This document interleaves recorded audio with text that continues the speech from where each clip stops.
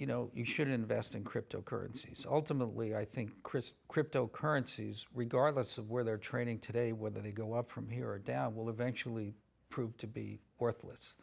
So there is no value to them. It's just a question of supply and demand.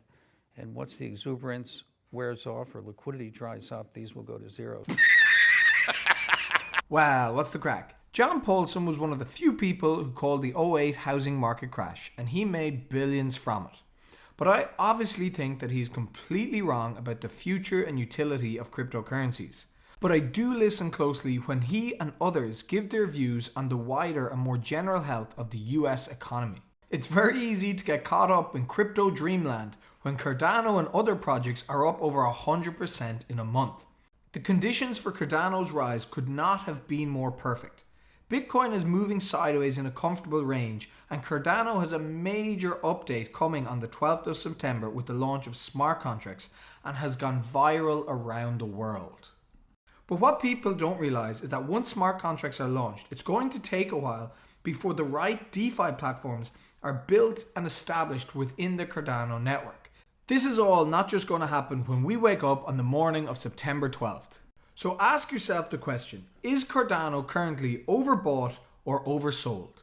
And prepare accordingly to your investment horizon. If there was ever a time to take some chips off the table, then now is it. The US economy is about to hit some very choppy waters, and there are varying schools of thought on what's going to happen. So in this video, I want to present the arguments from two very famous bears, John Paulson and Michael Burry, and one extremely famous bull, Cathie Wood. In this next clip, John Paulson talks about why he is buying gold because he thinks inflation is going to cripple equities. We're a big believer in gold. Gold's now about $1,700 an ounce or so. Are you believing that gold is now a good investment at this price? Yeah, we do, and thank you for bringing that up. We do believe that gold does very well in times of inflation. We saw what happened the last time gold went sort of parabolic was in the 70s when we had 2 years of double-digit inflation. And the reason why gold goes parabolic is that basically it's a very limited amount of investable gold. I think it's on the order of several trillion, while the total amount of financial assets is closer to 200 trillion, and fixed income somewhere above 120 trillion. So what happens is if you own long-term treasury bonds that are yielding 2% and interest rates move up to 5%, those bonds fall materially in value. Likewise, if you have cash sitting in a bank that you're earning 0% on, inflation's 4%, you're gradually eroding the value of your money. So as inflation picks up, people try and get out of fixed income, they try and get out of cash, and the logical place to go is gold, especially if it starts to rise in inflationary times. But because the amount of money trying to move out of cash and fixed income dwarfs the amount of investable gold, that the supply and demand imbalance causes gold to rise. And the more it rises, it sort of feeds on itself and has the potential to go what I call parabolic. So today you are a big believer in gold as a good investment now? Yeah, so we thought in 2009 that with the Fed doing quantitative easing, which is essentially printing money, that would lead to inflation. But what happened was that while the Fed printed money, they at the same time raised the capital and reserve requirements in banks. So the money sort of recycled when the Fed bought treasuries, created money, wound up in the banks, and then was redeposited at the Fed.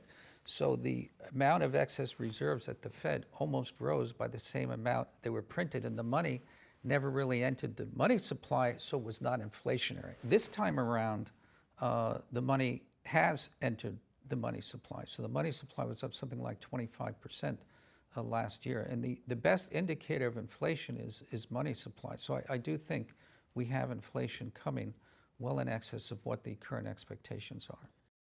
This is really informative stuff. So Paulson is buying gold because he thinks it's about to go parabolic. He sees a clear difference between now and 2010. The M2 money supply levels are at all-time highs, and he infers that record inflation is coming.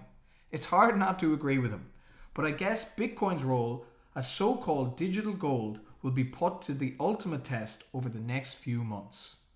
Next on our list is Michael Burry, who needs no introduction, but I'll give him one anyway.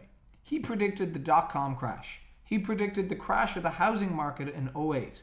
Christian Bale played him in The Big Short, and he also instigated the famous short squeeze of all time on GameStop. Michael Burry is nothing short of a cult hero. He used to have a Twitter account before he mysteriously deleted it a few months ago. But here are some of his tweets over the last year. Here he says the US government is inviting inflation with its money printing policies. He says America is in a paradigm shift by giving out stimulus money amid skyrocketing employee and supply chain costs. Papa Burry thinks we're in the middle of the greatest speculative bubble of all time in all things by 2 orders of magnitude. He hashtags flying pigs 360. Oh boy. He then went on a rant making comparisons to what's going on today in America with what happened in Germany in the 1920s when the economy completely collapsed because of hyperinflation. He said that prices in Germany were steady and both businesses and stock markets were booming.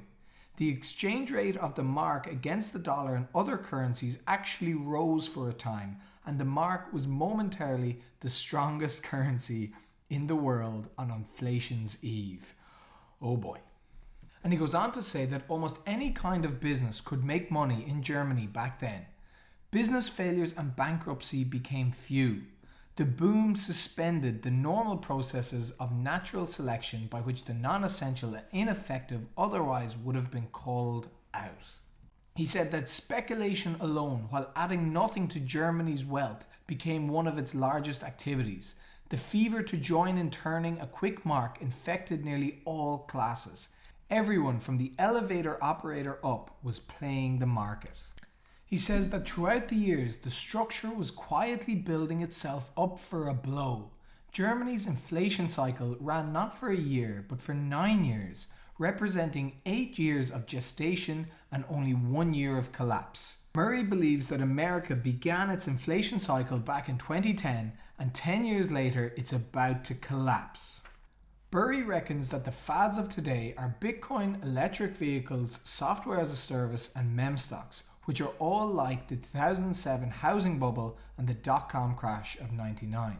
He says that on the whole, these are not wrong, but they are driven by speculative fervor to insane heights from which the fall will be dramatic and painful. He says there will be major frauds too on the level of WorldCom and Enron.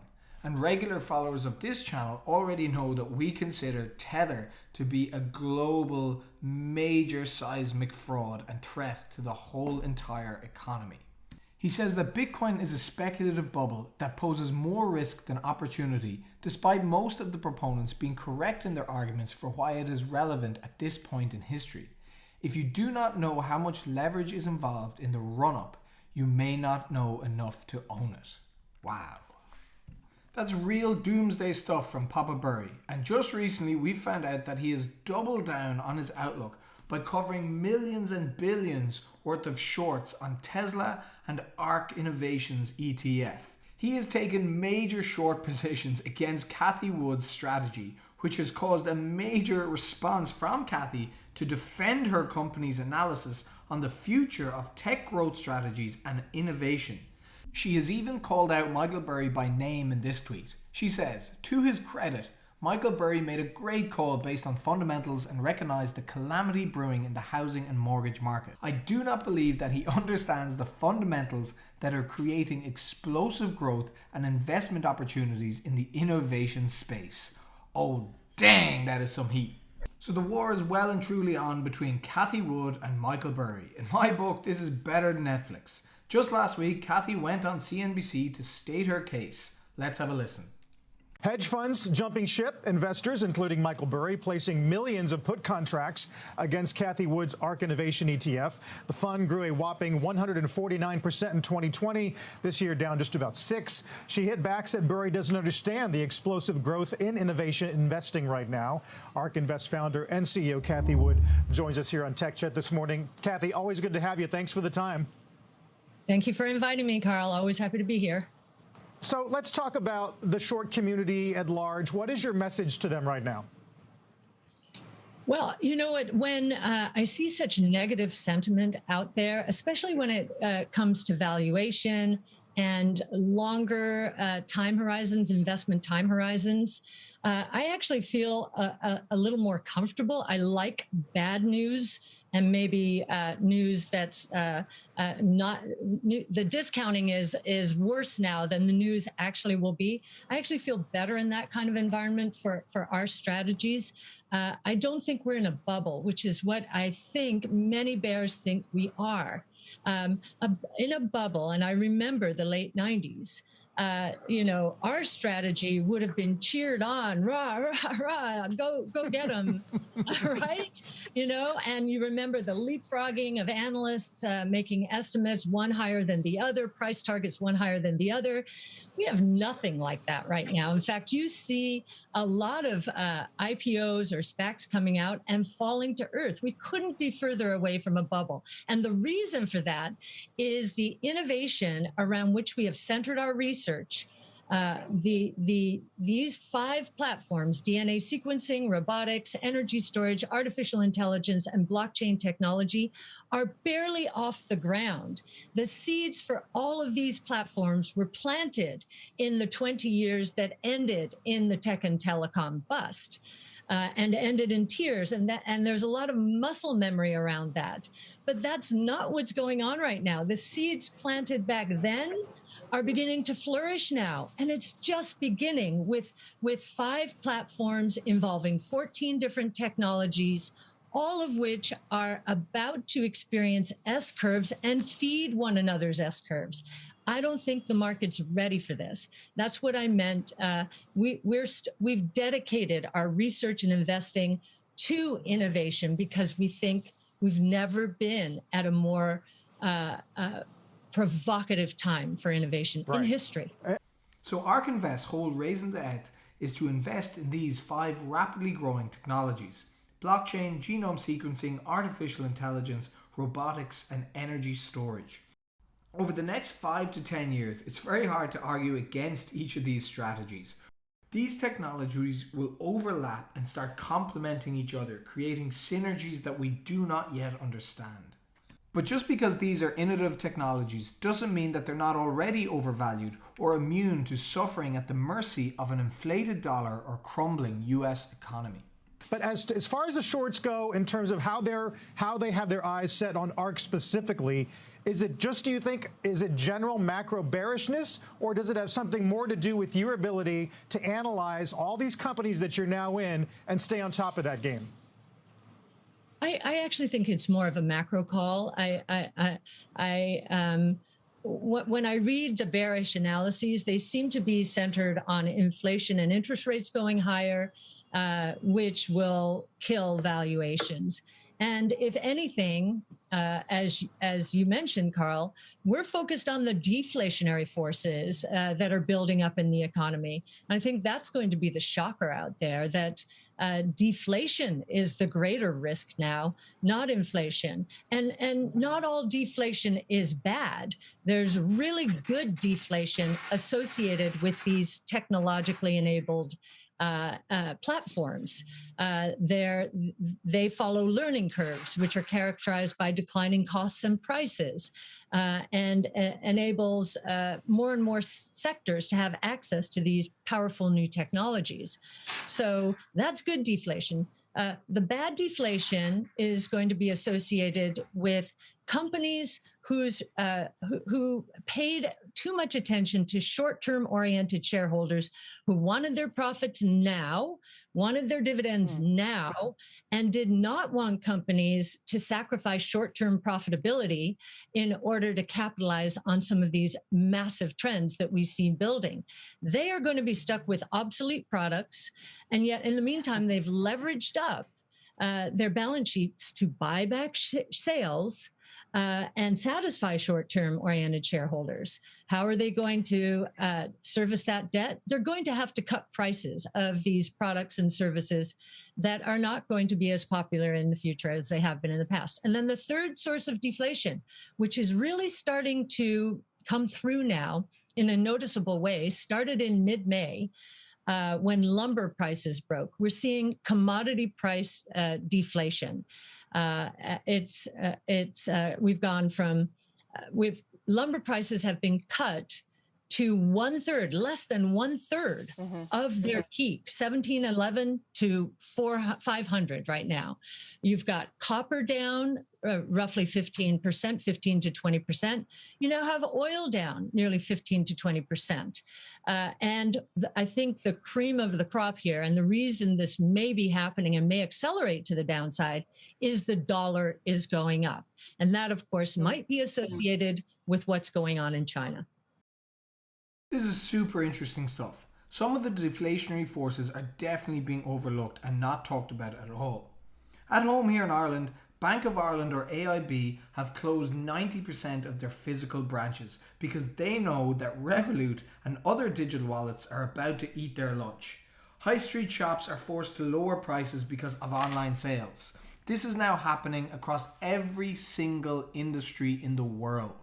And Cathie, a few moments ago, you talked about the innovative way that you guys at Ark structure your research. And I wonder, what does someone shorting Ark miss about your approach, the advantages or perhaps the differences of being an ETF versus, say, a hedge fund?